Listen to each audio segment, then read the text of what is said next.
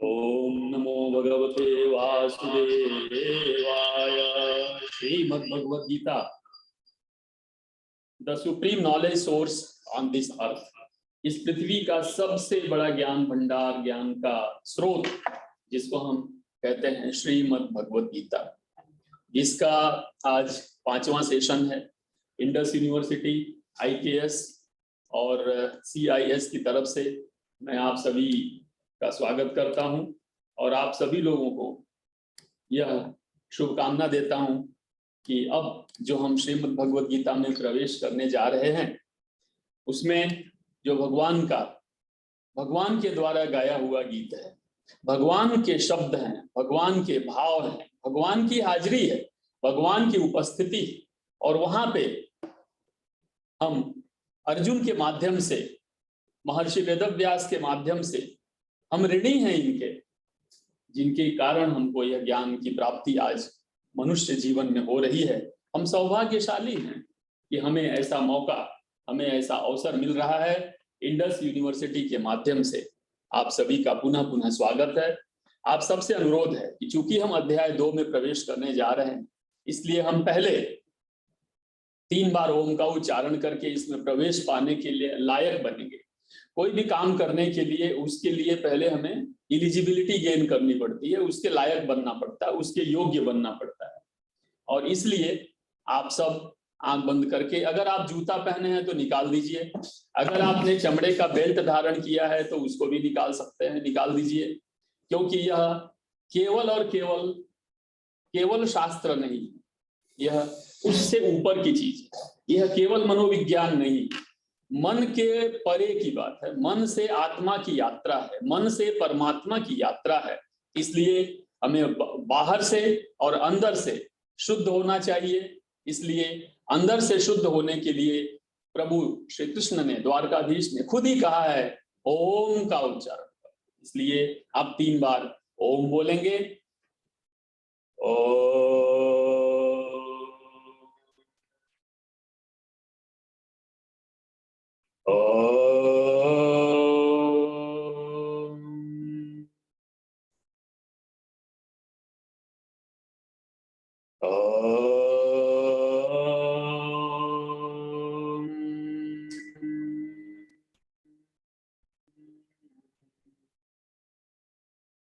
ओम का जो उच्चारण है, ओम की जो ध्वनि है, 2 तरह की ध्वनियां होती हैं, अनहद और हद।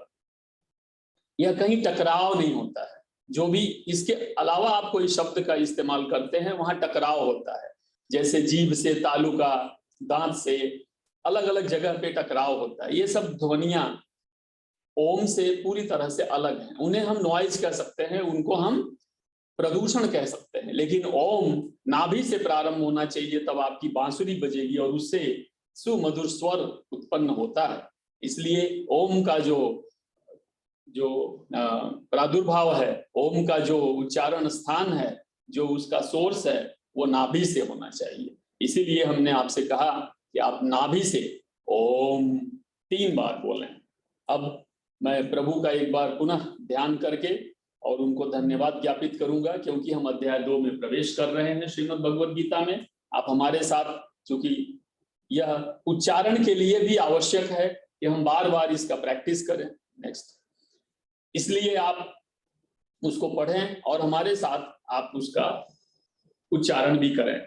शांताकारं भुजगशयनं पद्मनाभं सुरेशं विश्वाधारं गगनसदृशं मेघवर्णं शुभांगमं लक्ष्मीकान्तं कमलनयनं योगिभिर्ध्यानगम्यं वन्दे विष्णुं भवभयहरं सर्वलोकैकनाथं वसुदेवसुतं देवं कंसचाणूरमर्दनं देवकी परमानन्दं कृष्णं वन्दे जगद्गुरुं मूकं करोति वाचालं पंगुं लंघयते गिरिं यत्कृपातमहं वन्दे परमानन्दमाधवम् यं ब्रह्मा वरुणेन्द्र रुद्रमरुतः स्तुवन्ति दिव्यैस्तवैः वेदये सांगपदक्रमोपनिषदये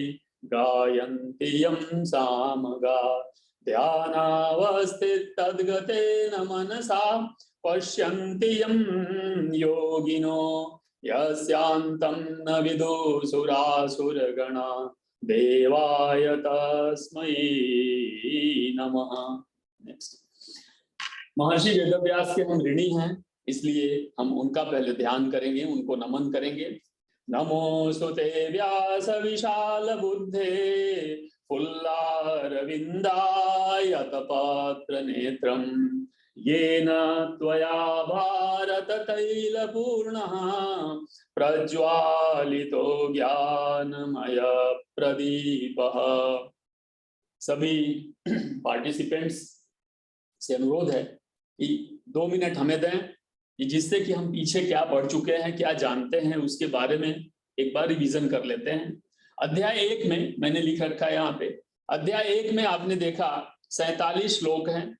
अंतिम श्लोक संजय के द्वारा कहा गया, और अंतिम श्लोक में संजय ने कहने की कोशिश किया, क्या कहने की कोशिश किया कि अब अर्जुन, यहाँ पे अर्जुन का इस्तेमाल करते हैं शब्द का संजय, और कहते हैं कि अर्जुन, जबकि उन्होंने श्लोक नंबर 24वें में क्या कहा था, गुड़ाकेश। गुड़ाकेश का अर्थ क्या हुआ, जिसने निद्रा पे विजय प्राप्त किया है, जिसने आलस्य पे विजय प्राप्त किया है। लेकिन यहाँ क्या हुआ, उल्टा हुआ। यहाँ उल्टा क्या होता है, गुड़ाकेश से अर्जुन की यात्रा कर लेते हैं अर्जुन संजय की नजर में। किस तरह से, तो कहते हैं श्लोक नंबर 47 में, अध्याय 1 के 47वें श्लोक में आपने देखा, वहां पे अर्जुन शब्द का इस्तेमाल करते हैं संजय। किस तरह से, एवं उक्त्वार्जुनः संख्ये, इस युद्ध में अर्जुन इस तरह से बोल के, क्या बोला उन्होंने कि मैं युद्ध नहीं कर सकता, और मेरे हाथ पांव फूल गए, मेरे स्किन, मेरा चमड़ी जो है, मेरा स्किन जल रहा है, मेरे अंदर से कंपन हो रहा है, मुझे डर लग रहा है, वगैरह वगैरह।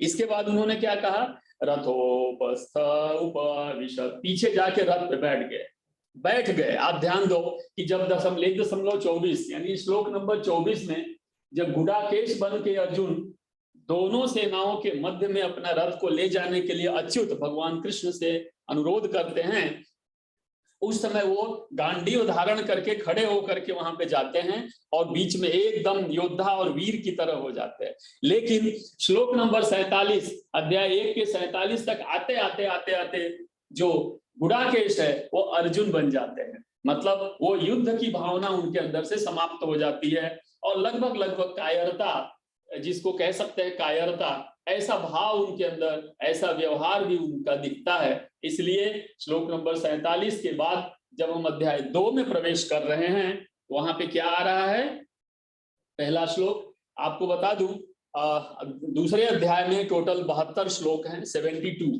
पहले अध्याय में कितने हैं, 47, और दूसरे अध्याय में 72 श्लोक हैं।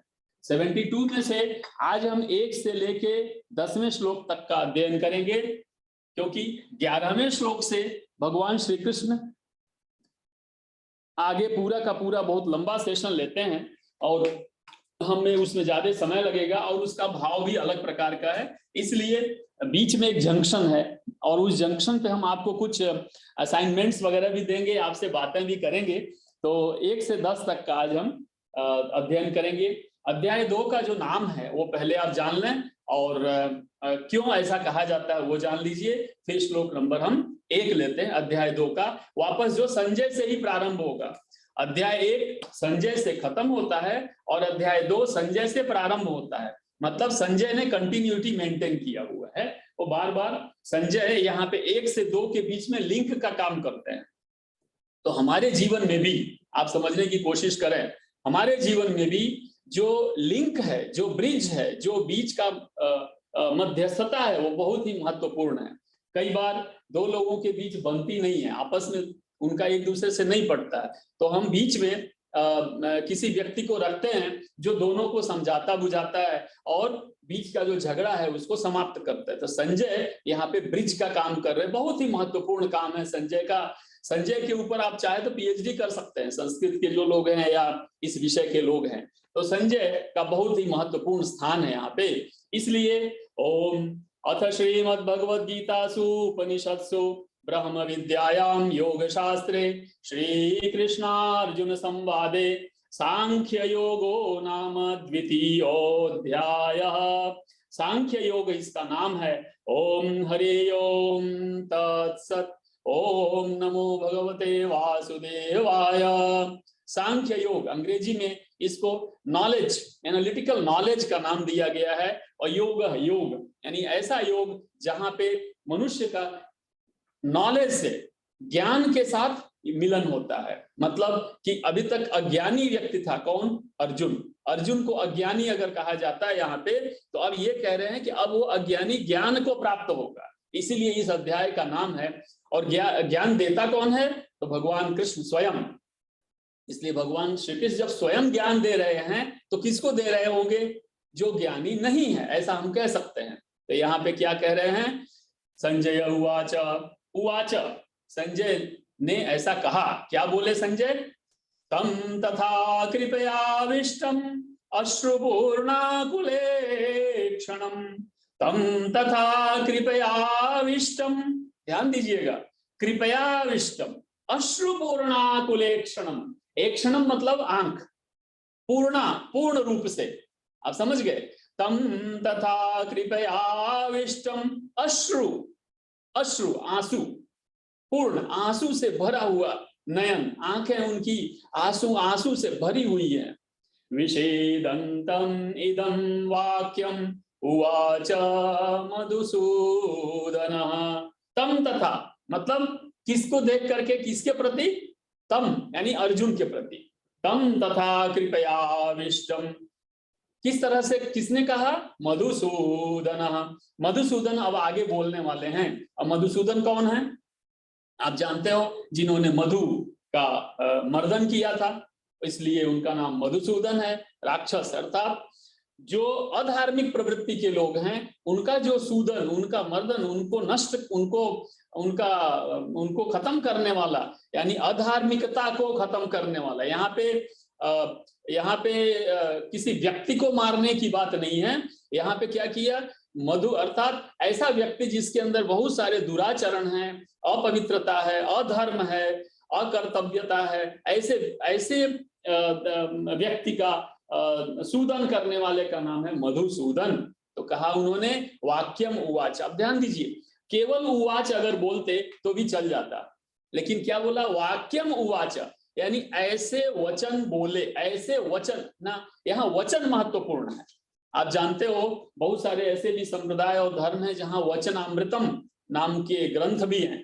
तो वचन यानी प्रभु के जो शब्द हैं, प्रभु ने जो कहा है वो वचन है। नहीं बोलते वचन दे करके, मतलब प्रॉमिस करके आप हट नहीं जाना, वचन दे रहे हो आप, वचन दीजिए। तो यहाँ पे वचन मतलब भगवान ने ऐसा कहा, यानी वो अकाट्य है, वो पूरी तरह से सत्य है, वो पूरी तरह से धर्म है, पूरी तरह से कर्तव्य निष्ठा से परिपूर्ण है। यानी वचन जो होता है वो, उसमें कोई द्विविधा नहीं होती है, उसमें कोई संदेह नहीं होता है। इसीलिए वचनम उवाच, वाक्यम उवाच, भगवान ने ऐसे वाक्य, ऐसे वचन बोले। खाली इतना कह देते कि मधुसूदन ने ऐसा कहा तो भी हो जाता, लेकिन ऐसा नहीं लिखा। ग्रंथकार ने क्या लिखा कि संजय ने क्या कहा कि वाक्यम उवाच विषीदंतम इदम वाक्यम। आप समझ रहे हैं? इसलिए यहाँ पे बहुत ही महत्वपूर्ण है। एक चीज और यहाँ देखने लायक है कि जब अर्जुन आंखों में पूरी तरह से आंसू भर गया है, मतलब आंसू कब आंख में आते हैं? जब आप हृदय से प्रभावित होते। तो जब हृदय से, अंदर से दया करुणा नाम की का भाव जब उत्पन्न होता है, तब मनुष्य की आंखों में आंसू आते। लेकिन आंसू कैसे आए? अश्रुपूर्णाकुलेक्षणम, आंखों में पूरी तरह से आंसू भर गए थे, यानी उनकी दृष्टि क्या हुई? उनको दिखाई नहीं दे रहा था। तो अब यहाँ दो बातें हुई कि चूंकि हृदय पूरी तरह से निर्बल हो गया है, मानसिक रूप से वो काम नहीं कर रहा है, क्योंकि पहले वाले श्लोक में 1.47 श्लोक में क्या बोला था? लास्ट लाइन क्या थी? मैं आपको सुनाता हूं।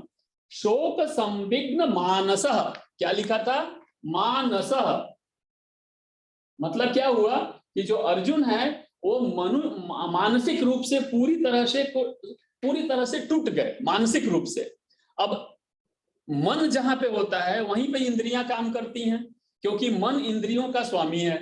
तो मन को कंट्रोल कौन करेगा? तो मन को कंट्रोल करने के लिए आत्मा की, परमात्मा की जरूरत है। तो अब यहाँ पे मधुसूदन यानी तुरंत आ जाते हैं, क्योंकि वो मन से टूट गए हैं, आंसू भर चुके हैं, अंदर से पूरा विदीर्ण हो चुके हैं, अंदर से वो एक तरह से खत्म हो गए हैं, उनकी हिम्मत कर चली गई है। तो अब उनको सपोर्ट करने के लिए, उनको गाइड करने के लिए मधुसूदन कूदते हैं, बीच में आ जाते हैं। और मधुसूदन, इसलिए जब भी हम कभी दुखी होते हैं, कुछ ऐसा होता है, तो हम जब प्रभु को याद करते हैं तो प्रभु अवश्य हमें सहायक बनने के लिए आ जाते हैं। द्रौपदी के चीरहरण के समय ऐसा हुआ, यहाँ अर्जुन का चीरहरण हो गया। आप समझो, अर्जुन की वीरता समाप्त हो गई, अर्जुन के अंदर से जो एक जज्बा होता है युद्ध का, योद्धा का, वो खत्म हो गया।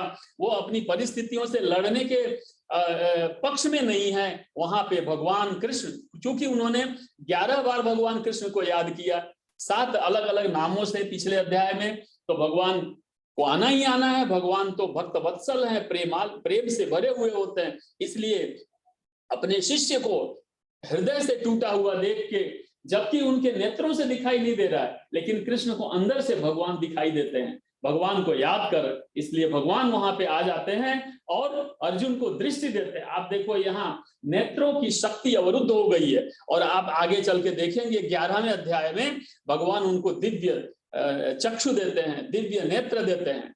क्यों? क्योंकि यहां से ही उनको दिखना बंद हो गया। किसको? अर्जुन को। तो अर्जुन को दिखना बंद हो गया, तो उनको दिखाने के लिए नेत्र चाहिए। तो अलग अलग प्रकार के नेत्र हैं, जैसे ज्ञान नेत्र हैं, इसलिए चक्षु कहा जाता है।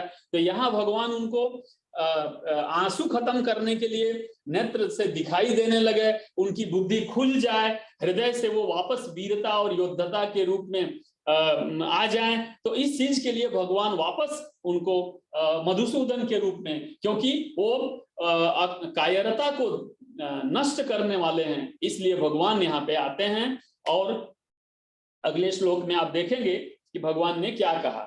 इसमें एक चीज और मैं आपको बताना चाहूंगा, करुणा और दया। दया तब होती है जब आप 10 लोगों के बीच में होते हैं। कई लोग ऐसे होते हैं जो दयावान होते हैं, लेकिन दया कैसी चीज है? ये धुंधला है। और करुणा कैसा है? जो हमेशा के लिए है। इसीलिए भगवान करुणामयी है। और मनुष्य लोग कभी कभी 2-4 रुपए दान कर देते हैं और वो लोगों को दयावान कहा जाता है।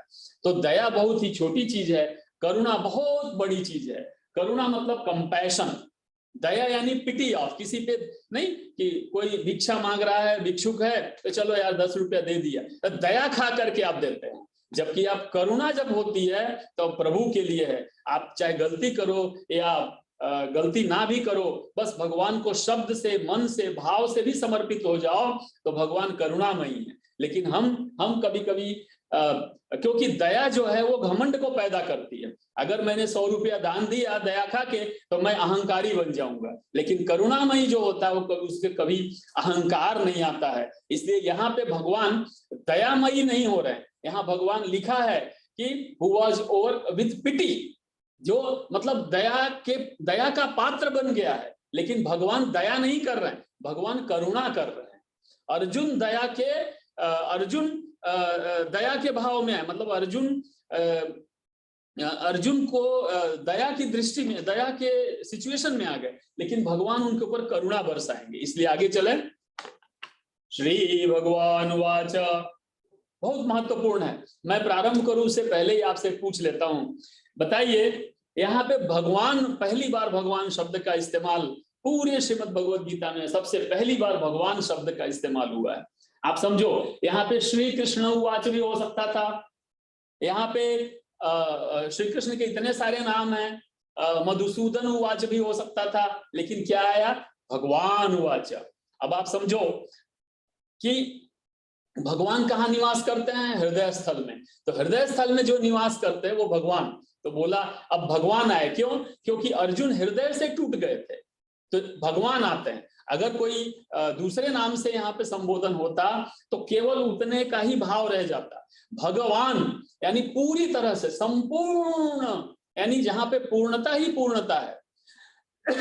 तो ऐसे ऐसे भगवान का यहाँ पे प्रादुर्भाव यानी श्रीमद् भगवद गीता में वो आते हैं। अब वो बोलते हैं, बोलने के लिए उद्यत होते हैं। कौन? श्री भगवान।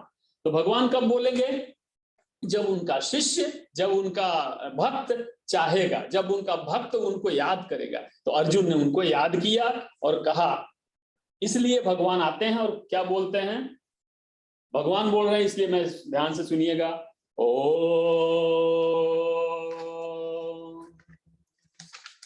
कुतस्त्वाकश्मलम् इदं विषमे समुपस्थितं।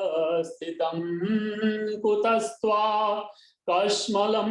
इदं विषमे समुपस्थितम्। अनार्यजुष्टम् अस्वर्ग्यम् अकीर्तिकरमर्जुन। अनार्यजुष्टम् अस्वर्गम् अकीर्तिकरमर्जुन। बहुत बड़ी बात कह दिया यहाँ पे। आप इन एक एक शब्दों में जाओगे, एक शब्द में आपके एक एक साल निकल जाए, इतना इतना बड़ा, इतनी बड़ी चीज कह दिया। मैं ये उल्टा से शुरुआत करता हूं। अकीर्ति करम अर्जुन। हे अर्जुन, अकीर्ति, अकीर्ति कहां पे होती है? जब आप गलत काम करते हैं तब कीर्ति, आपकी कीर्ति खत्म हो जाती है, आपका यश समाप्त हो जाता है। यश कहां होगा? पृथ्वी लोक में ही होने वाला है। स्वर्गम अकीर्ति, अब उल्टा लीजिए, अस्वर्गम। स्वर्ग, पृथ्वी लोक पे भी स्वर्ग होता है जहां पे आप अच्छे कर्म करते हैं, सुखी हैं, प्रसन्न हैं, भगवत भक्ति कर रहे हैं, हमेशा लोगों के साथ अच्छे से रह रहे हैं, लोगों का कल्याण करने के लिए उद्यत हैं, हमेशा पवित्र धर्म का निर्वाह कर रहे हैं, वो स्वर्ग है। लेकिन दूसरा जो स्वर्ग है, आप वापस जाओ, एक श्लोक में हमने वहां पे कहा था आपसे कि अर्जुन बोलते हैं कि चाहे त्रिलोक क्यों ना मिल जाए। पहले अर्जुन ने कहा था त्रिलोक, स्वर्ग, पृथ्वी लोक और पाताल नरक लोक, तो तीनों में से तीनों मिल जाए तो भी मैं युद्ध नहीं करूंगा। तो भगवान ने यहाँ भी अर्जुन के उस वाक्य को भी यहाँ पे घसीट लिया। पृथ्वी अकीर्ति यानी पृथ्वी लोक को ले लिया कि अगर तुम ये नहीं करते हो तो क्या होगा? अकीर्ति, अपयश को प्राप्त होगे। और उसने कहा था कि हमारे पूर्वज जो नरक में प्राप्त हो जाएंगे, हमारी जीव पूरी की पूरी परिवार की कुल परंपरा नष्ट हो जाएगी। तो उन्होंने कहा तुम्हारे ये करने से अकीर्ति, तुम अकीर्ति को प्राप्त होगे, तुम्हारे सारे के सारे पूर्वज भी अपयश को प्राप्त होंगे। तुम्हारे जो तुम चिंता कर रहे थे कि हमारे पूर्वज जो है वो नरक में चले जाएंगे, ऐसा नहीं है। तुम्हारे ये न करने से वो लोग नरक को प्राप्त होंगे, यानी अस्वर्ग को जाएंगे। यानी भगवान ये कह रहे हैं कि तुम जितनी चिंताओं से बहुत ज्यादा पूरी तरह से आच्छादित हो गए हो, चारों तरह से चिंताएं घेर चुकी हैं, उनसे बाहर निकलो और तुम अकीर्ति, अपयश ना करो, अस्वर्गम, ऐसा कर्तव्य, ऐसा कर्म ना करो जिससे कि तुम्हें स्वर्ग की प्राप्ति ना हो, यानी जिससे तुमको और ज्यादा दुखी होना पड़े, ऐसा काम मत करो। और ऐसा कब होगा? हे अर्जुन, अनार्य, आर्य मतलब होता है उत्तम व्यक्तित्व। आर्य यहाँ पे जाति और वर्ण भेद नहीं है। आर्य का अर्थ यहाँ पे है बहुत ही उत्तम चरित्र का, उत्तम आदर्श पुरुष, उसको आर्य कहते हैं। और अनार्य यानी उसका उल्टा। तो आर्यम यानी आर्य से अनार्य मत बनो। हे अर्जुन, तुम आर्य हो, अर्थात तुम बहुत ही बड़े विशिष्ट व्यक्तित्व हो, तुम इस समाज के लिए रोल मॉडल हो, आदर्श महापुरुष हो। इसलिए तुम आदर्शत्व को त्याग करके तुम नीची योनि में मत जाओ, अनार्य मत बनो, अर्थात अपना डिग्रेडेशन मत करो। तुम बहुत ही ऊपर क्वालिटी की, उच्च क्वालिटी की हो, तुम अपनी क्वालिटी को इंप्रूव करना चाहिए, उसकी जगह तुम उसको और डिटीरियरेट कर रहे हो, उसको और खराब कर रहे हो। इसलिए हे अर्जुन, तुम आर्य से अनार्य बन रहे हो, तुम स्वर्ग से अस्वर्ग अर्थात नरक की ओर जा रहे हो, तुम यश से अपयश की यात्रा पे जा रहे हो, जो तुमको नहीं करना चाहिए। और कब, ये भी ध्यान दीजिएगा, विषमे समुपस्थितम, क्राइसिस, ऐसे टाइम पे कर रहे हो कि जब सामने क्राइसिस है, मतलब हमारे पास सोचने का भी क्षण नहीं है, एक क्षण का मौका नहीं है आपके पास, और उस समय तुम ऐसा अधर्म करने जा रहे हो। हे अर्जुन, तुम ये विचार तो करो, तुम कहाँ विचार करो, कौन सी जगह पे खड़े हो, ये तो सोचो। ये कैसा हुआ दोस्तों, मैंने एक उदाहरण लिखा है, खैर आपको बुरा नहीं लगना चाहिए, लेकिन उदाहरण थोड़ा आवश्यक है। ये कैसा हुआ कि शादी तय हो गई, लड़का और लड़की स्टेज पे चढ़ गए, वरमाल हाथ में लिए हैं, दोनों साइड से सारे के सारे बाराती और रिश्तेदार आके खड़े हो गए। अब सब लोग उत्सव मनाने के लिए, ताली बजाने के लिए तैयार हैं, और एक दूसरे को हार पहनाने का समय आ गया, और शादी होने ही वाली है, और उसी समय लड़का या लड़की हार नीचे रख दे और स्टेज के ऊपर चुपचाप बैठ जाए और बोले अब मुझे शादी नहीं करनी। आप विचार करो, पंडित जी मंत्र बोलने जा रहे हैं, चारों ओर से फोटोग्राफी हो रही है, इतने सारे लोग इकट्ठे हो गए, खाने पीने की व्यवस्था हो चुकी है, सब एकदम सब कुछ तैयार है, और अगर बहुत बड़े बड़े लोगों का हो रहा है तो मीडिया भी वहां हाजिर होगी। आप सोचो सब कुछ तैयार, और सडनली लड़का अथवा लड़की दोनों में से कोई भी एक हार नीचे रख के और कोने में जाके बैठ जाए स्टेज पे कि मुझे शादी नहीं करनी है। अब क्या होगा, जस्ट एक इमेजिन करो। इसी तरह से सब कुछ तैयार हो चुका है, और वहां पे अर्जुन अब बोलते हैं नहीं अब मैं युद्ध नहीं करूंगा, और किनारे जाके बैठ गए। तो कृष्ण भगवान क्या बोलेंगे, यही कहेंगे, ठीक है। तो उन्होंने बोला विश्व में ऐसी परिस्थिति, क्राइसिस का समय है, तुम्हारे पास सोचने का भी समय नहीं है, तुम्हारे पास एक सेकंड वेस्ट करने का भी क्षण नहीं है तुम्हारे पास, और ऐसी परिस्थिति में कुतस्त्वा, कहां से आ गया तुमको, क्या आया, कश्मलमिदम, कायरता। हे अर्जुन, तुम कायर कैसे हो सकते हो। आप समझो कितने सारे प्रश्न एक साथ उठ गए, यानी भगवान कृष्ण को बोलने का अभी तक मौका नहीं मिला। भगवान कृष्ण सोचते थे ठीक है चलो बच्चा है बच्चा है बच्चा है, लेकिन सडनली उनको लगा कि अब इसको डांटना पड़ेगा। तो जब वो शादी में लड़का या लड़की बोल देंगे कि अब हम शादी नहीं करेंगे, तो दोनों पक्ष के लोग क्या करेंगे, जो घर में बड़े होंगे तो जाएंगे उनको बोलने, क्या है तुम कैसा काम करो, मतलब अब एक ही ऑप्शन बचा है, उनको डांटेंगे सब लोग, समझाएंगे और बोलेंगे कि चलो शादी कर लो। ऐसा तो कोई नहीं कहेगा हाँ ठीक है तुम भाग जाओ शादी नहीं करनी है, ठीक है। तो यहाँ पे कृष्ण भगवान बहुत ही गार्जियन का रूप धारण करते हैं और बोलते हैं हे अर्जुन, जब तुम्हारे पास क्राइसिस का समय है, तुम्हारे पास सोचने का भी समय नहीं है, ऐसी परिस्थिति सामने आके खड़ी हो चुकी है जहां पे तुम कायरता को प्राप्त हो रहे हो, ये कहां से तुम्हें मिली।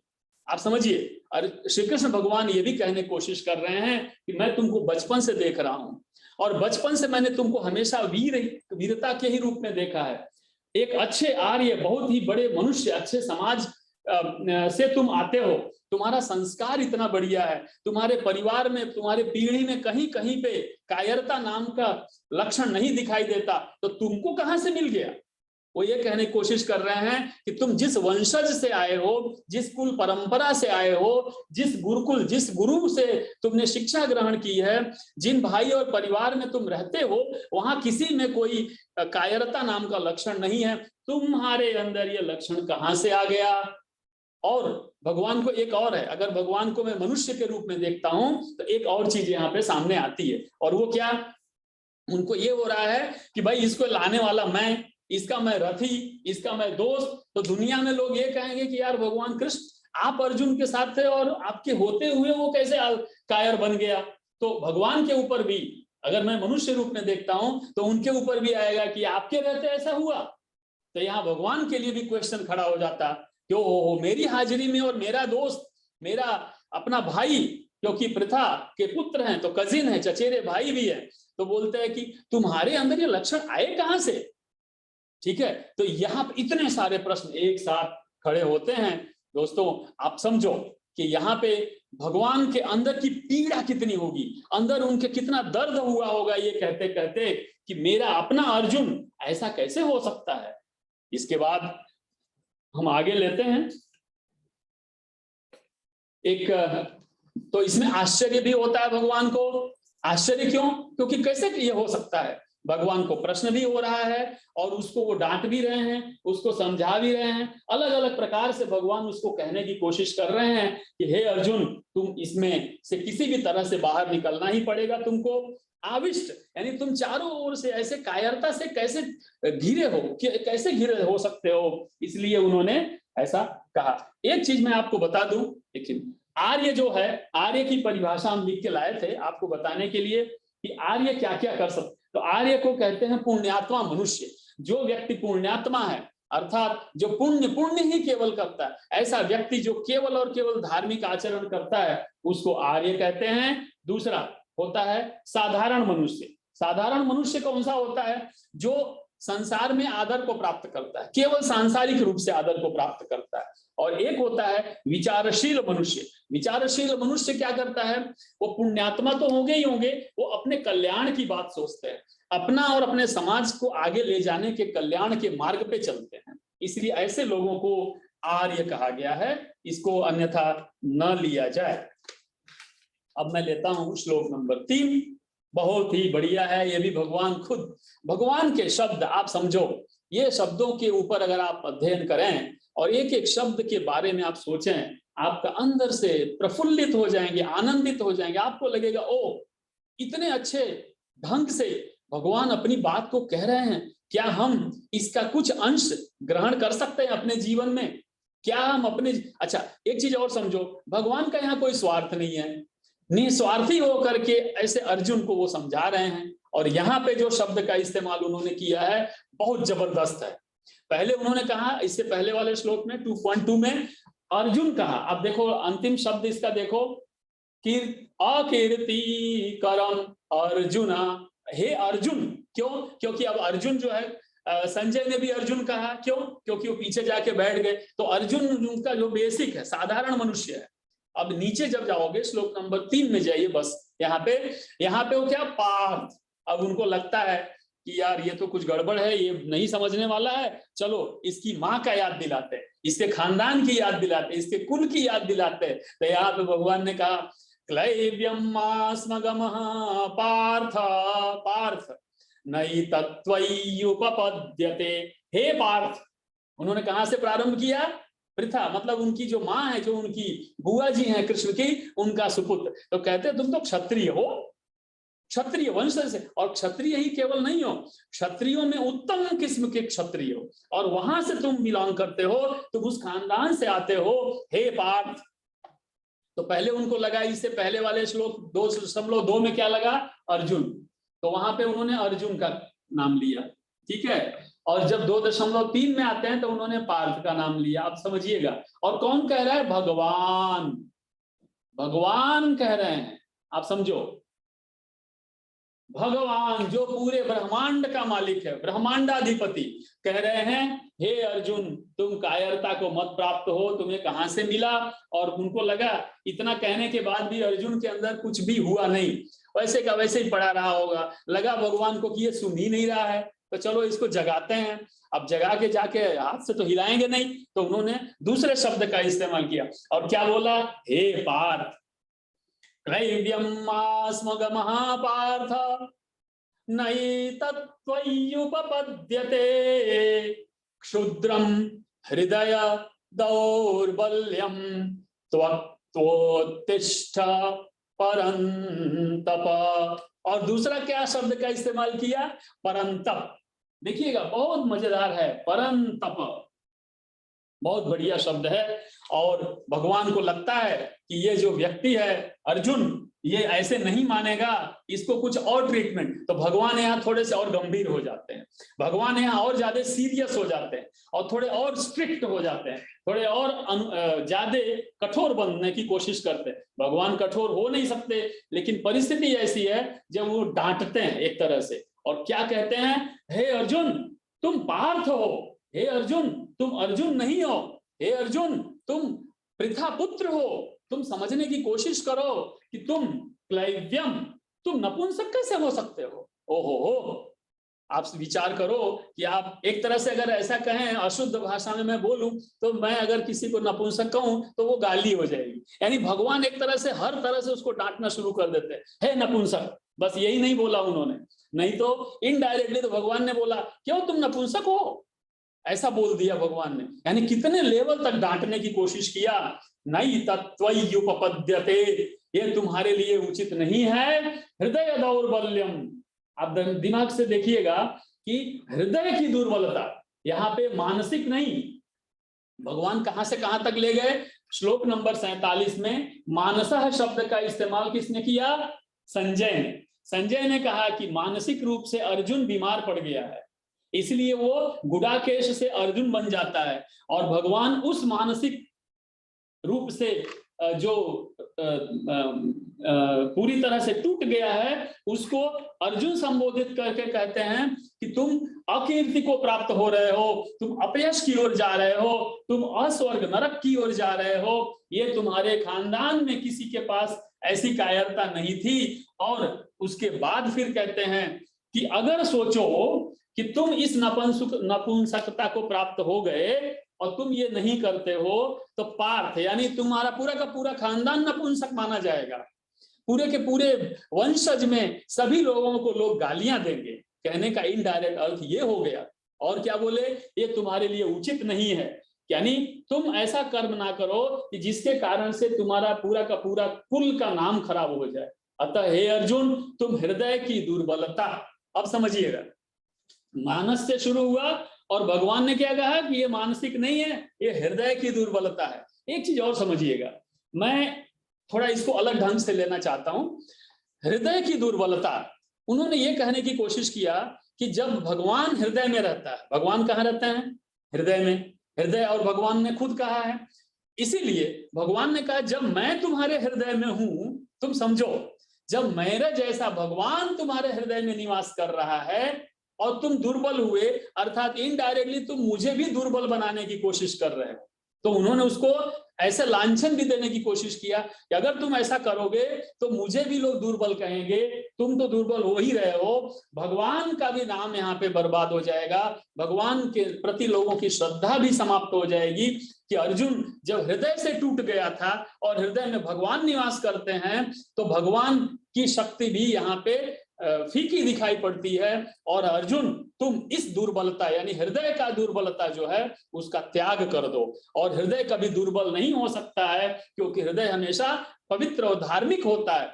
मानसिक रूप से तुम दुर्बल हो सकते हो, मानसिक रूप से तुम संकीर्ण हो सकते हो, नैरो माइंडेड हो सकते हो, लेकिन हृदय तो हमेशा broad heart, I mean big hearted होता है, बिग हार्टेड, बड़े दिल वाला। तो दिल कभी भी, हृदय जो है कभी भी दुर्बल नहीं हो सकता है। और चूंकि हृदय दुर्बल नहीं हो सकता, हृदय से तुम ताकतवर हो, मैं हृदय में निवास करता हूं, तुम मेरा सहारा लो और इस युद्ध के लिए त्यक्तोत्तिष्ठ परंतप, परंतप हो। तुम कौन हो? परंतप हो। भगवान ने अर्जुन को परंतप तक क्यों? क्योंकि वो दुश्मनों का संहार ऐसे धड़ धड़ धड़ धड़ कर देता था। कभी तक वो युद्ध हारा नहीं था आज तक।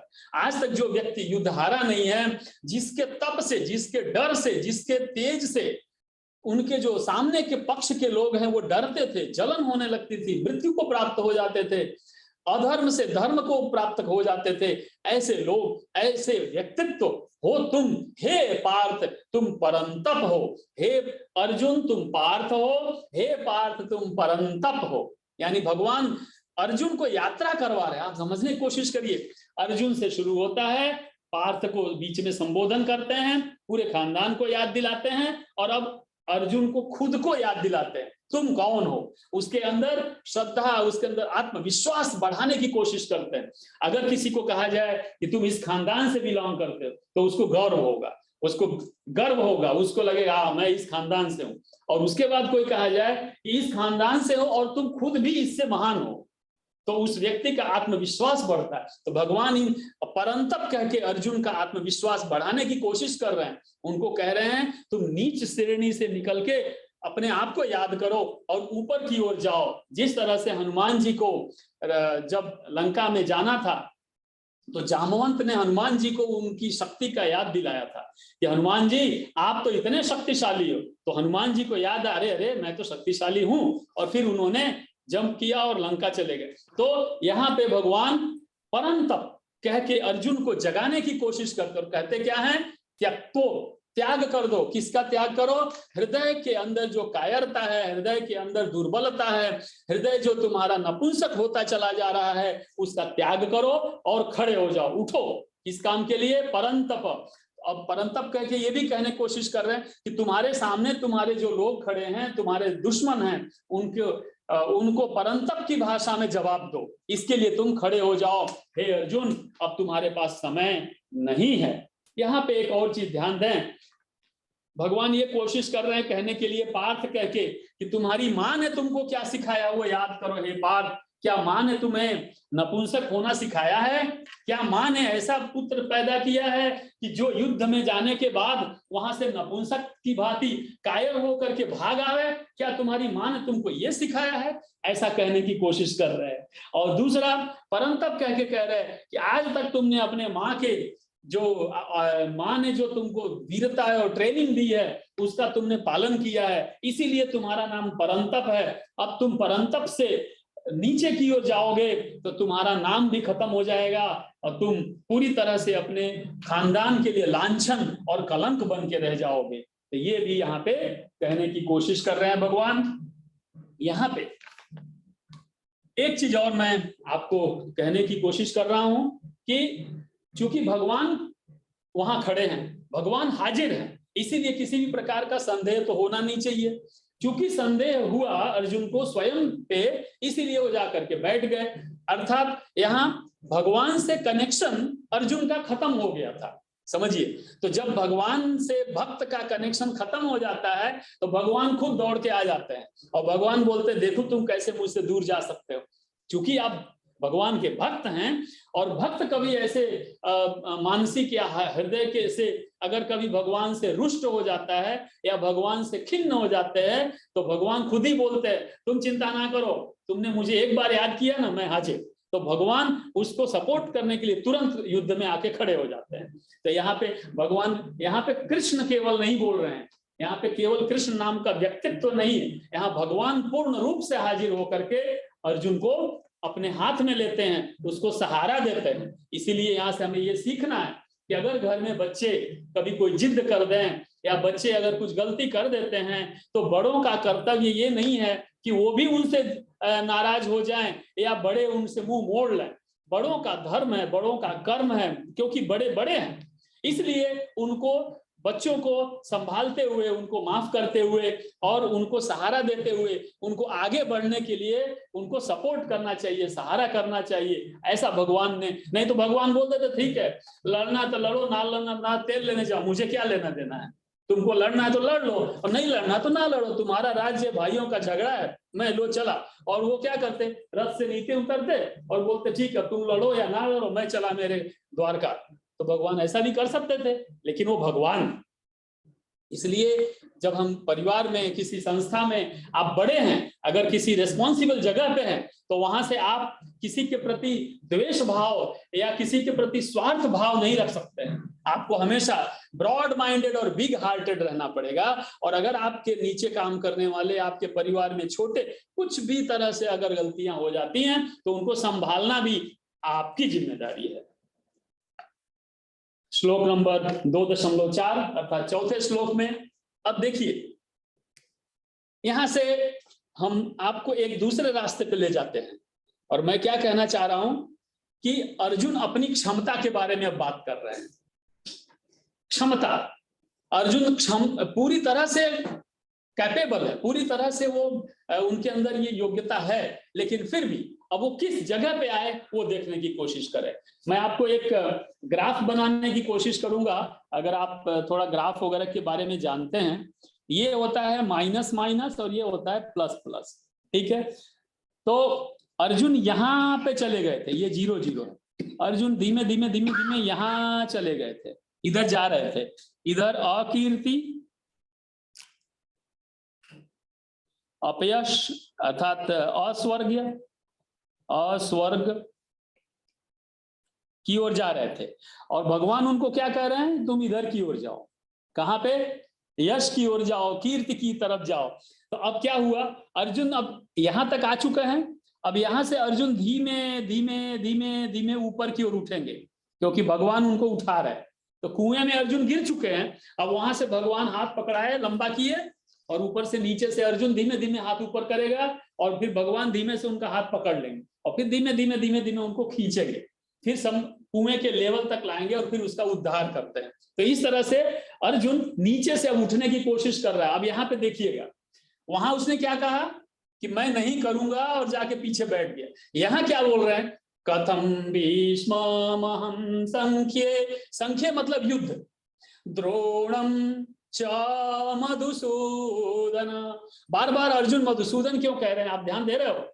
मधुसूदन जो है वो भगवान ने उनका मर्दन किया था, तो बोला है आप तो खुद युद्ध के इतने बड़े ज्ञाता हैं, आप युद्ध इतनी तरह से अच्छे से जानते हैं, अब आप मुझे बताइए, आप तो युद्ध के बारे में सब कुछ जानते हैं, तो हे मधुसूदन आप मुझे बताइए कि मैं कथम, आप ही कहिए कि मैं कैसे करूं, किसका? भीष्मम अहम संख्ये द्रोणम च, यानी भीष्म पितामह का, द्रोणाचार्य का, और कृपाचार्य वगैरह जितने भी इस तरह के लोग हैं उनका, अहम मैं, आप देखिएगा यहाँ दो भाव है, मैं संख्ये, इस युद्ध में उन लोगों से मैं युद्ध कैसे करूं, आप समझ गए? दो भाव है, दोनों भाव मैं आपको बताने की कोशिश करता हूं। ईशुभि प्रतियोत्स्यामि पूजार्हा वरिसूदन। पूजार्हव, पूजार्हव मतलब होता है जो पूज्य है, जिसकी पूजा करनी चाहिए हमको। किसकी पूजा करनी चाहिए? भीष्म की पूजा करनी चाहिए। मुझे बाण नहीं, वहां मुझे तीर नहीं चलाना है, मुझे वहां पे तो फूल लेकर के उनकी पूजा करने जाना चाहिए। किसका? भीष्म का, और द्रोणाचार्य और कृपाचार्य और वगैरह वगैरह, च यानी उनके साथ साथ बहुत सारे लोगों। हे मधुसूदन, हाथ जोड़ के बोलता है, हे मधुसूदन आप खुद बताइए कि मैं किस तरह से भीष्म पितामह, द्रोणाचार्य गुरु हैं, कृपाचार्य वगैरह लोगों से संख्ये युद्ध करूं, उन लोगों के साथ इस युद्ध में ईशुभि प्रतियोत्स्यामि, उनकी प्रतियोगिता, उनके सामने मैं युद्ध कैसे करूं? पूजार्हो अरिसु, जो लोग हमारे लिए पूज्य हैं, तो फूल लेकर के मुझे उनके चरणों में पूजा करनी चाहिए, उनका अर्चना करना चाहिए, उनको वंदन करना चाहिए, नमन करना चाहिए, उनको मुझे सम्मान करना है, वो मेरे पूज्य हैं। ऐसे जो लोग हैं उनके लिए अरिसूदन। अब यहाँ पे देखिए और मजेदार बात आ गई, 2.4। अब यहाँ पे अर्जुन ने भगवान को एक तो मधुसूदन कहा, मधुसूदन, ठीक है, और दूसरा अरिसूदन, अरिसूदन। अब ध्यान दीजिएगा, बहुत ही महत्वपूर्ण है अरिसूदन। दुश्मनों के आप तो दुश्मनों के लिए, किसके लिए? दुश्मनों के लिए। आप समझ रहे हो, इनडायरेक्टली अर्जुन ने भगवान को टॉन्ट कर दिया, अर्जुन ने भगवान की टांग खिंचाई कर दी। और क्या टांग खिंचाई किया? अरिसूदन, यानी आप खुद ही जानते हो कि केवल और केवल दुश्मनों पे ही अटैक किया जाता है, और भीष्म, द्रोण और ये लोग क्या मेरे दुश्मन हैं? ऐसा प्रश्न यहां से अर्जुन ने भगवान को कहा। अब ध्यान दीजिएगा, मधुसूदन यानी हे मधुसूदन, शुरुआत किया वहां से, हे मधुसूदन आप तो अरिसूदन हैं। आप समझ गए? हम लोग नहीं कहते हैं अरे यार आपसे ये उम्मीद नहीं थी, आप तो ये सब जानते हैं ना, लेकिन आपसे मुझे ये उम्मीद नहीं थी। वैसे ही अर्जुन ने भगवान को इनडायरेक्टली क्लच में ले लिया और बोला, हे भगवान, हे मधुसूदन, आप तो दुश्मनों के संहारक हैं। अब आप बताइए कि चूंकि खुद आप अरिसूदन हैं, कभी आपने अपनों की हत्या की, कभी आपने अपनों को मारा? इनडायरेक्टली आपने किसको मारा? अरि अर्थात दुश्मनों को हमेशा मारा है। किसको मारा है? You are destroyer of the enemies, आप दुश्मनों के संहारक हैं। और आप मुझे कह रहे हैं कि मैं अपनों अर्थात भीष्म, द्रोणाचार्य वगैरह जो मेरे पूज्य हैं उनको, अपनों को मैं मारूं, ऐसा आप कह रहे हो? आपसे ये उम्मीद नहीं थी हे मधुसूदन। आप समझ रहे हैं यहाँ पे किस तरह का अंदर अंदर भाव है? वो मधुसूदन से कह रहे हैं कि आप खुद दुश्मनों को मारते, अपनों को तो कभी मारते नहीं है, और आप मुझे कह रहे हैं मैं अपनों को मारूं, और ऐसे अपनों को मारूं जो मेरे खुद के अपने पूज्य हैं, गुरु हैं, पितामह हैं, ऐसे लोगों को मैं मारूं? सेकंड भाव में आपको इसमें बताने की कोशिश करूंगा। अहम, बहुत ही अहम है इसमें। देखिए, भीष्मम अहम मैं लिखता हूं, आप पढ़िएगा। भीष्मम प्लस अहम, है ना। अब फिर से देखो, ये दोनों मिल करके भीष्मम अहम हो गया। भीष्मम अहम, तो मैं यहाँ भीष्मम को नहीं अभी ले रहा हूं, अहम के ऊपर आपको बता रहा हूं। अब कई बार ऐसा होता है कि देखने में तो हम बहुत अच्छे होते हैं, लेकिन अंदर से हम दूसरे ही दुनिया में होते हैं। तो कई लोगों का ड्यूअल चेहरा है, अलग अलग व्यक्तित्व होता है, तो ड्यूअल पर्सनालिटी, ट्रिपल पर्सनालिटी। तो यहाँ पे अर्जुन ये कह रहा है क्या मैं क्यों, यहाँ पे अहंकार भाव से नहीं। उनका ये कहना है कि जो बचपन से सबसे ज्यादा सम्मान भीष्म पितामह को किसने दिया, मैंने। सबसे ज्यादा गोद में किसके पला पढ़ा हूं, मैं। भीष्म पितामह सबसे ज्यादा प्रेम किसको करते हैं, मुझे। गुरु द्रोणाचार्य सबसे ज्यादा अच्छा शिष्य किसको मानते हैं, मुझे। मैं सबसे अच्छा शिष्य, मेरा सबसे अच्छा गुरु कौन, मेरा गुरु है द्रोणाचार्य। उन्होंने अपने बेटे किसको, अश्वत्थामा को वो ज्ञान नहीं दिया जो मुझे दिया। आप सब लोग समझिएगा, मैं कहां अटैक कर रहा हूं, मैं आपको कहां ले जाने की कोशिश कर रहा हूं। आप अर्जुन की परिस्थिति समझो। अर्जुन निस्वार्थ भावी, एकदम सरल व्यक्तित्व है। अर्जुन ये कह रहे हैं कि मैं, जो पूरे ब्रह्मांड में सबको पता है कि भीष्म पितामह मुझे सबसे ज्यादा चाहते हैं, मैं उनका लाडला हूं, और मेरे लिए वो सबसे ज्यादा पूज्य है। वो कहें तो मैं जान दे दूं, वो जो कहें वो करने को मैं तैयार हूं। मेरे लिए केवल पूज्य है ऐसा नहीं है, आप समझे। तो और ऐसे लोगों का मैं, अहम, मैं उनकी हत्या करूं, मैं उनके ऊपर बाण चलाऊं, मैं उनसे युद्ध करूं, ऐसा तो मैं कर ही नहीं सकता। तीसरा जो भाव है वो भी आप समझिएगा, ये इतना बड़ा, इतनी बड़ी गहन चीज है। तीसरा भाव, हम परिवार में किसी के बड़ों के सामने ऊंचे स्वर में बात नहीं करते। हम परिवार में बड़ों को शब्दों से भी इज्जत देते हैं, उनका सम्मान करते। तो अर्जुन का ये कहना है कि मैं अर्जुन आज तक इनके सामने उच्च स्वर में मैंने बात तक नहीं किया है। मैंने उनकी एक आज्ञा का पालन न करूं ऐसा कभी नहीं किया है। पालन का, मैंने उनकी आज्ञा की अवहेलना कभी नहीं किया है। मैंने हमेशा हमेशा उनके चरण शरण में रहा हूं, और मैं उनके सामने युद्ध करूं। यानी जो व्यक्ति इतनी इज्जत देता है इन लोगों को, जो व्यक्ति उनकी आज्ञा में रहता है, जो व्यक्ति इनको इतना प्रेम करता है, वो व्यक्ति कह रहा है अर्जुन मैं, और वो मेरे दुश्मन भी नहीं है। और आप दुश्मनों की हत्यारे हैं, दुश्मनों को आप मारते हैं, और आप मुझे कह रहे हैं कि ऐसे व्यक्तियों को मैं उनके सामने युद्ध करूं, उनके सामने बाण उठाऊं, और उनसे उनको मैं मारूं। अब आप विचार करिए, अगर 1 मिनट के लिए अर्जुन की जगह अगर आप होंगे, तो क्या आप ये चीज नहीं कहेंगे भगवान से? आप कहेंगे। इसीलिए अर्जुन यहाँ पे कायरता को केवल प्राप्त नहीं हुआ है, अर्जुन बुद्धिमान है, बहुत ही उच्च श्रेणी का चिंतक है, बहुत ही उच्च श्रेणी का विचारक है। और ऐसा अर्जुन, महान अर्जुन, इस माध्यम से भगवान के को प्रश्न करके हमारे लिए उसने ये गीता शास्त्र की रचना करवाई भगवान से। यानी भक्त ने भगवान को मजबूर कर दिया कि वो हम लोगों के लिए श्रीमद् भगवत गीता बोले। यानी अर्जुन का हम उपकार बहुत मानते हैं, क्योंकि अर्जुन ने हमारे लिए ये सब कुछ अपने हमारे लिए किया था। इसलिए अगला श्लोक देखिए, 2.5, बहुत ही बढ़िया है। इतना मजेदार श्लोक है ना ये, कि आप पढ़ के अंदर से आपके है ना रोए खड़े हो जाएंगे, अंदर से आपके भाव पैदा होंगे। कितना बढ़िया। यहाँ देखिएगा अर्जुन का जो भाव है, लय भी बदल जा, राग बदल गया, गाने का राग भी बदल जाता है। और क्या बोलते हैं अर्जुन,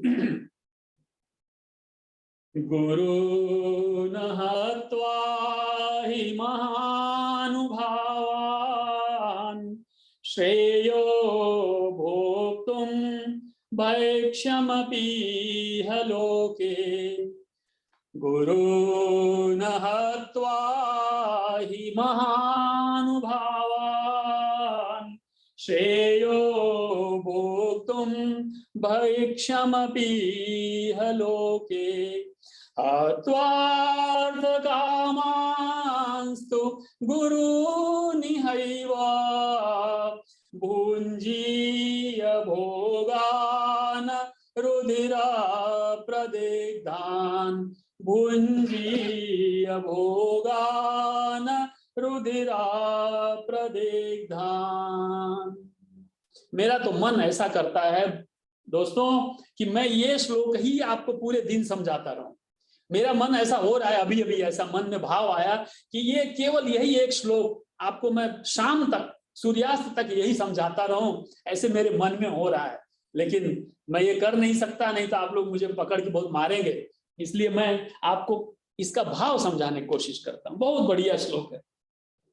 आप देखिएगा, गुरून 2 बार आया है, ठीक है। पहला शब्द है गुरून हत्वा, और नीचे वाले लाइन में सेकंड शब्द जो दिख रहा है वहां भी है गुरून हैव, 2 बार आया है ना। दूसरा, गुरु के साथ महानुभावान आया। गुरु के साथ क्या आया? महानुभावान। अब आप एक चीज समझो कि जो गुरु है वो महानुभाव ही है, या जो महानुभाव है वो भी गुरु तुल्य है। तो दो दो कहने की जरूरत क्या थी यहाँ अर्जुन को, है ना। कितना जबरदस्त उसने इस चीज को बताने की कोशिश किया। फिर बाद में क्या बोला? श्रेय। इसने एक तीसरी बार श्रेय शब्द का इस्तेमाल किया है। मैं लिख के लाया था कि श्रेय कितनी बार अर्जुन ने उपयोग में लिया है। तो लगभग श्लोक नंबर 31 अध्याय 1 में श्रेय का इस्तेमाल किया, एक श्लोक नंबर 36 में श्रेय का इस्तेमाल किया, और वापस यहाँ पे अर्जुन श्रेय बोलते हैं। यानी अर्जुन ही श्रेय, यानी श्रेयस्कर क्या है, कल्याणकारी क्या है, अच्छा क्या है, इसके ऊपर अर्जुन बार बार भगवान का ध्यान आकर्षित करने की कोशिश करते हैं। कहते हैं गुरु नहत्वा गुरु निहैव श्रेयो भोक्तुम भिक्षाम। कितना बढ़िया बढ़िया बात कह रहे हैं, महानुभावान। मैं इसलिए आपके सामने बोल रहा हूं कि ये शब्दों का अर्थ और इसकी जो कीमत है, इस शब्द का जो महत्व है आपको समझ में आए। भैक्षम इह लोके, इस लोक में, इस लोक यानी क्या होता है? ये दुनिया, पृथ्वी। वैसे सही देखने जाएं तो हम पृथ्वी पे भिक्षक की भांति ही आते हैं, कुछ लेके आते नहीं है। जो कुछ भी यहाँ से भिक्षा के रूप में मिल गया, हवा, पानी, प्रकाश, इज्जत, प्रेम, सम्मान, सब कुछ जो कुछ भी मिला वो आपको भिक्षा के रूप में ही मिलता है। आप कुछ कमा के नहीं लेते हो, क्योंकि अगर आप कमाते हो तो वो केवल और केवल क्या है? सदकर्म।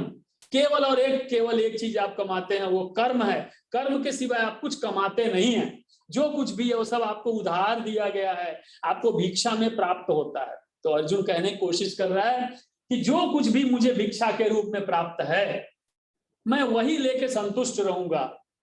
ये 2-3 अर्थ हैं इसके, तो मैं 1-2 अर्थ आपसे समझाऊंगा। भोग तुम, अब ध्यान दीजिएगा कि ये जो भिक्षा से जो मुझे प्राप्त होगा, मैं वही उसका ही भोग करूं, उसका ही करूं, वही मेरे लिए अच्छा है। यानी मुझे बहुत ज्यादा इच्छा नहीं है, जो कुछ भी थोड़ा बहुत मिल जाएगा चलेगा मुझे। यानी कितना संतोषी व्यक्तित्व है, कितना अंदर से वो निश्चल है, कितना निश्चल है, कितना पवित्र है कि मुझे कुछ दुनिया की कोई चीज नहीं चाहिए। सबका मतलब त्याग भाव अंदर से आ गया। केवल त्याग भाव नहीं, उसने अपनी इज्जत तक का त्याग करने को तैयार है। अपने जो कुछ भी प्राप्त हुआ है सब छोड़ने को भी तैयार है। वो भिक्षा मात्र, ट्रेस मात्र भी मिल गया तो वो भी मेरे लिए जीवन यापन के लिए बहुत है। हे भगवान, हे कृष्ण, हे दीनानाथ, हे परमेश्वर, कृपया आप मेरी बात को समझने की कोशिश करो।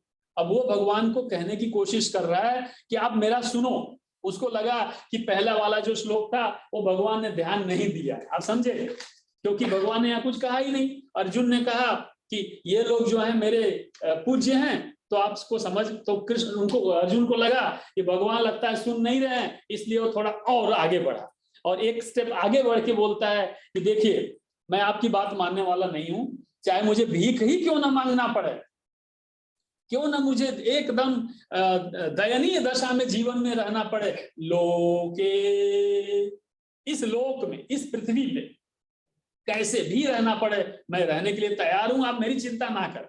ठीक है, एक तरह से उसने भगवान को बांधने की कोशिश किया। इसके बाद गुरु नहत्वा ही महानुभावान, समझिए, गुरु महान है, महानुभाव है, और जो महानुभाव है वो भी गुरु तुल्य है। दोनों बातें आ गई। तो किसको किसको कह रहे हैं? अब यहाँ पे सभी गुरुओं को उन्होंने ले लिया। गुरुओं में कौन कौन हुआ? केवल द्रोणाचार्य जी नहीं, जो जो लोगों ने कुछ भी उनको शिक्षा दी है, कुछ भी सिखाया है, वो किसी को भी मारने को तैयार नहीं, किसी की हत्या मैं नहीं करूंगा, ऐसा उसने कह दिया। अभी तक तो क्या था कि भाई दुर्योधन सामने आता और उससे लड़ाई कर लेते और बात खत्म हो जाती, लेकिन अब क्या हुआ कि सामने सब महानुभाव लोग भी साथ साथ में। अब सभी तो उसके गुरु नहीं है, उसने पहले कहा था कि जो है साले ससुर वगैरह वगैरह जितने भी नात रिश्तेदार सभी महानुभाव हैं, तो बोला कि गुरुओं की तो बात ही छोड़ो, ये जो महानुभाव हैं इनको भी मैं उनकी भी हत्या करना नहीं चाहता हूं। मतलब अब केवल और केवल अर्जुन अपने गुरु और भीष्म पितामह तक ही सीमित नहीं है, यानी उसकी सोचने की क्षमता कितनी बड़ी होगी। आप सोचो, हम कोई भी काम करते हैं, गलत करें या सही करें, तो हम ये नहीं सोचते कि मेरे कर्म करने के बाद जो फल मिलेगा उससे मेरे समाज के लोग, मेरे परिवार के लोग, मुझसे जो लोग जुड़े हुए हैं उनके इमेज का क्या होगा, उनकी प्रशंसा होगी या उनकी बदनामी होगी। हम ये नहीं सोचते। रास्ते पे चलते हैं, कहीं किसी से झगड़ा हो गया, गाली गलौज पे उतर जाते हैं, ये नहीं सोचते कि गाली मुझे नहीं, मेरे खानदान, मेरे परिवार, मेरे समाज, मेरी यूनिवर्सिटी, मेरे स्कूल, मेरे परिवार को मिल रही है। हम बस, लेकिन अर्जुन कितना कितना विचारशील व्यक्ति है, वो कह रहे हैं गुरु की तो बात ही छोड़ो, बाकी जो महानुभाव सामने पक्ष में है उनका भी हत्या करना मैं नहीं चाहता हूं। यानी कृष्ण को, भगवान को अर्जुन ने इस लेवल तक ला करके बता दिया कि आप कुछ भी कर लो, मैं लड़ने वाला नहीं, मैं युद्ध नहीं करूंगा। फिर क्या बोला, इनको मार करके जो हमें मिलने वाला है वो मुझे नहीं चाहिए, इनको ना मार करके भी अगर मुझे भिक्षाटन करके जीवन जीना है उसके लिए भी मैं तैयार हूं। आप मुझे देश से, राज्य से, सब जगह से निकाल दो, मैं भीख मांग के जी लूंगा, सीधी भाषा में भीख मांग के जी लूंगा, लेकिन मैं इनकी हत्या नहीं करूंगा। और दूसरे वाक्य में कहते हैं कितना बढ़िया, हत्वार्थ कामांस्तु गुरूनिहैव भुंजीय भोगान रुधिरा प्रदिग्धान। कह रहे हैं इन लोगों को मार के क्या होने वाला है, इन लोगों को मारने के बाद क्या होगा, कौन सी कामना से आप इनको मारना चाहते हैं, आपका इनको मारने के पीछे का उद्देश्य क्या है। तो उद्देश्य यही है ना कि हमको ये राज्य चाहिए, हमको ये ऐश आराम की जिंदगी चाहिए, हमको यही है ना कि हमको राज्य मिल जाएगा, महल मिल जाएगा, नौकर चाकर मिलेंगे, धन धान्य मिलेगा, ऐश आराम की जिंदगी मिलेगी। और हम अल्टीमेटली क्या चाहते हैं, अल्टीमेटली तो ये दुनियादारी की ही चीजें चाहिए। तो अब अर्जुन, अब सुनिएगा, अब अर्जुन कहां से कहां उठ रहा है, भौतिकता से आध्यात्मिकता की ओर उठ रहा है। समझ में आ रहा है आपको, अर्जुन की जो यात्रा है, चूंकि भगवान ने उसका कहना, भगवान ने के शब्द उसके कान में पड़ने लगे, भगवान के शब्द अर्जुन के कान में गए, कान में जाने के बाद भगवान ने कहा हृदय तक, हृदय की दुर्बलता, तो भगवान के शब्द कान से अर्जुन के हृदय तक गए, हृदय में जाने के बाद अर्जुन को ज्ञान प्राप्त धीमे धीमे होना शुरू हुआ। क्या ज्ञान प्राप्त हुआ कि अल्टीमेटली हम कायरता के माध्यम से ही मिला, माध्यम कुछ भी हो सकता है, यहाँ पे माध्यम क्या है, कायरता। अर्जुन कायर होते हैं, कृष्ण उनके दिमाग में, कान में, हृदय के बारे में उनको उत्साहित करने की कोशिश करते हैं। वो भगवान के शब्द कान में पड़े और अर्जुन की बुद्धि चेंज होनी शुरू हो गई। और क्या चेंज हुई, अरे मुझे इस दुनिया से क्या लेना देना है, मुझे इस दुनिया के ऐश आराम से क्या लेना देना है, मैं इसके लिए थोड़ा नहीं ये लड़ाई लड़ूंगा, ऐसे ऐसे लोगों को मैं मारूंगा, अरे मुझे तो भीख मांग के जीवन यापन हो जाए उतना ही चाहिए, मुझे अलंकार, जेवर, कपड़े, ऐश आराम, ये धन दौलत, महल, पृथ्वी कुछ भी नहीं चाहिए।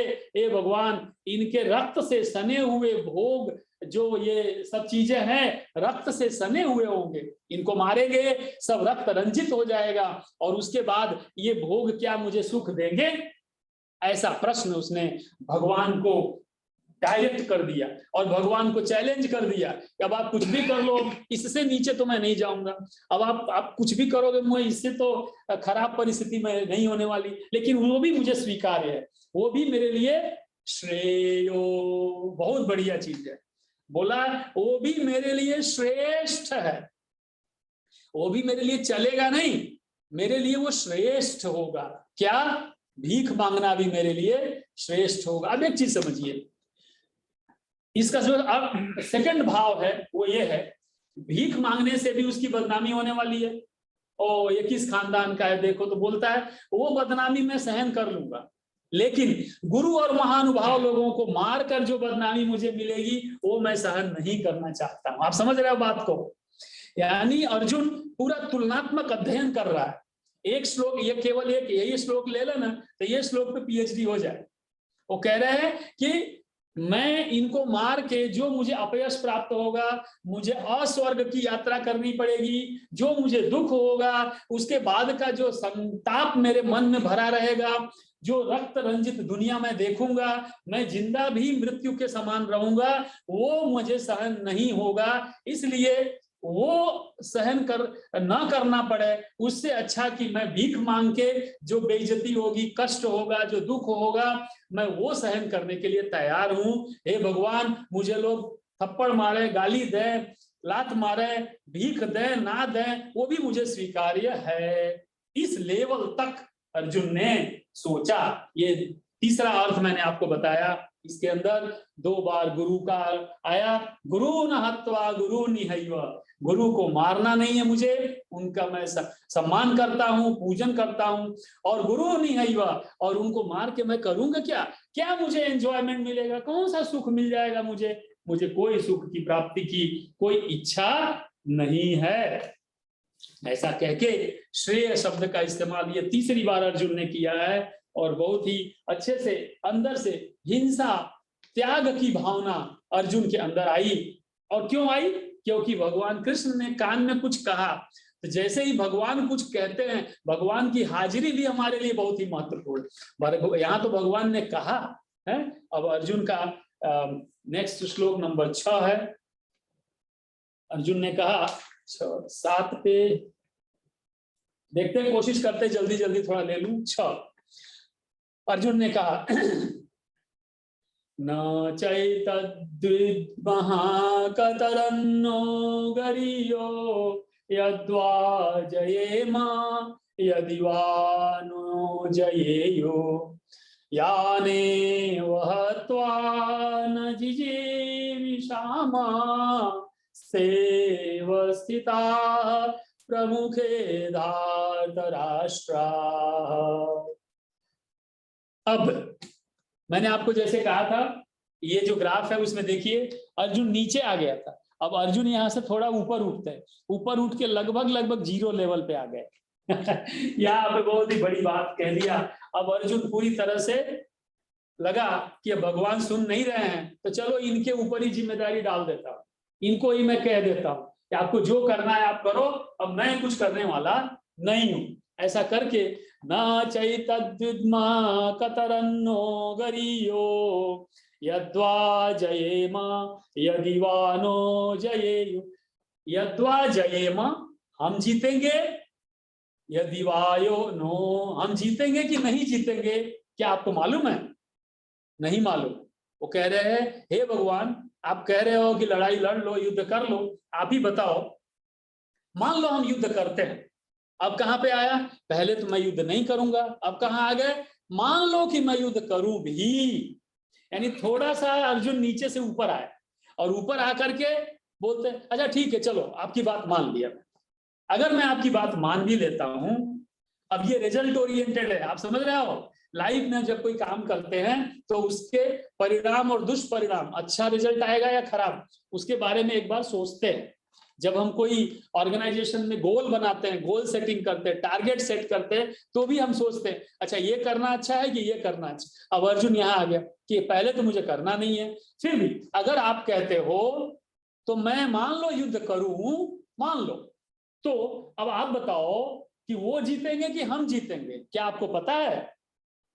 आप समझ गए? कितनी बड़ी बात कह दिया उसने, भगवान को चैलेंज कर दिया।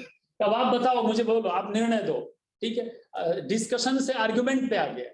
डिस्कशन होता है तो क्या होता है, हम मैटर पे डिस्कशन करते हैं, और जब आर्ग्यूमेंट होता है तो हम अपने आप को सही साबित करने की कोशिश करते हैं। तो यहाँ वो आर्ग्यूमेंट पे आ गया कि अब आप बताओ, चलो यानी थोड़ा सा उसने कायरता अर्थात जो डर गया, मतलब जो उनके अंदर कायरता का भाव आ गया था, उससे थोड़ा ऊपर उठे और बोले ठीक है चलो आप बता दो कि दोनों में श्रेष्ठ कौन सा है, हम जीतेंगे कि वो जीतेंगे, कौन सा सच है आप ही बताइए। ठीक है, अच्छा ये मान लीजिए कि वो हमें मारेंगे कि हम उनको मारेंगे, वो जीतेंगे कि हम जीतेंगे, युद्ध करना चाहिए कि नहीं करना चाहिए? आप ये बताइए, जिनको हम मारना चाहते हैं अब आप सामने खड़े, चलो अब आप बताओ, आप बोलते हो कि हम जीतेंगे, अगर आप बोलते हो कि युद्ध करना श्रेष्ठ है तो चलो मैं लड़ने के लिए तैयार हूं, मतलब इनडायरेक्टली ऐसी बात उन्होंने कही। क्यों, इससे ये भाव क्यों आया? क्योंकि धार्तराष्ट्र, उसने कहा कि धृतराष्ट्र के सभी लोग, और धृतराष्ट्र क्या है यहाँ पे? अज्ञानी है। यहाँ धृतराष्ट्र स्वार्थी भाव से अर्जुन ने कहा कि चलो मेरे दुश्मन सामने खड़े हैं, मैं मान लेता हूं कि मुझे लड़ाई करनी दुश्मनों से, अब आप बताओ क्या हम जीत जाएंगे? अगर हम और आप और कोई होता तो क्या बोलते कि देखो भाई इसकी कोई गारंटी नहीं है, ठीक है, लेकिन भगवान है ना, तो भगवान ने कितने अच्छे से उसको यहां से आगे ले जाने की कोशिश किया। ये श्लोक में जिजीविषामः, क्या हम तो जीना नहीं चाहते, वो लोग भी हम जीना नहीं चाहते हैं, कौन मरेगा कौन जिएगा आपको कुछ मालूम है? आप हमको श्योरिटी दे सकते हो? अब क्या होता है यहाँ पे कि एक चीज मैं आपको बताने की कोशिश करूंगा कि परिणाम पे जब आ जाता है, रिजल्ट पे जब व्यक्ति आ जाता है, जिसको भगवान ने आगे चल के कहा है कि परिणाम की चिंता ना करो। प्रश्न कहाँ किया अर्जुन ने? अध्याय 2 के श्लोक नंबर 6 में, और भगवान ने जवाब कहाँ दिया? आगे के बहुत आगे जाने के बाद भगवान उसका जवाब देते हैं। यानी भगवान को सब याद रहता है, आप भगवान को उल्लू नहीं बना सकते, कुछ भी बोल के कुछ भी कर्म कर दो और भगवान उसको भूल जाए, ऐसा कभी नहीं होगा। अर्जुन ने कहा यहाँ पे, प्रश्न यहाँ किया और जवाब उसको जब जरूरत पड़ेगी तब मिलेगा। यानी अर्जुन के प्रश्न जिसमें परिणाम के बारे में जानना चाहता है, बहुत चतुर है, बहुत बुद्धिमानी पूर्वक, कि अगर कृष्ण कह दें हम जीतने वाले तो चलो मैं खड़ा हो जाऊं और लेके धड़ाधड़ मारना शुरू कर दूं, लेकिन कृष्ण ने ऐसा काम नहीं किया। कृष्ण को तो पता ही था भगवान को कि युद्ध जीतेंगे, लेकिन क्यों? क्योंकि भीष्म पितामह ने ही कह दिया था, भीष्म पितामह ने युधिष्ठिर को आशीर्वाद दिया था, हे बेटा, हे युधिष्ठिर, तुम्हारे साथ कृष्ण है, तुम्हारे साथ धर्म है, इसलिए तुम्हारा विजय होगा ये निश्चित है, किंतु मेरी मजबूरी है कि मैं इस समय अधर्म के साथ में अधर्म का साथ दूं, चूंकि मैं अधर्म का साथ दे रहा हूं, लेकिन मेरा आशीर्वाद तुम्हारे साथ है, विजयी तुम हो। ये भगवान कृष्ण को भी मालूम था, अर्जुन को भी मालूम था कि भीष्म ने युधिष्ठिर को आशीर्वाद दिया है, लेकिन यहाँ वो हृदय की दुर्बलता और मोह में फंस करके नपुंसकता की ओर जाकर के ये चीज भूल गया था। अब यहाँ पे भगवान को तो पता है, इसलिए भगवान ने फिर भी नहीं कहा कि हाँ तुम जीत जाओगे, इसलिए उन्होंने उसको पेंडिंग रखा।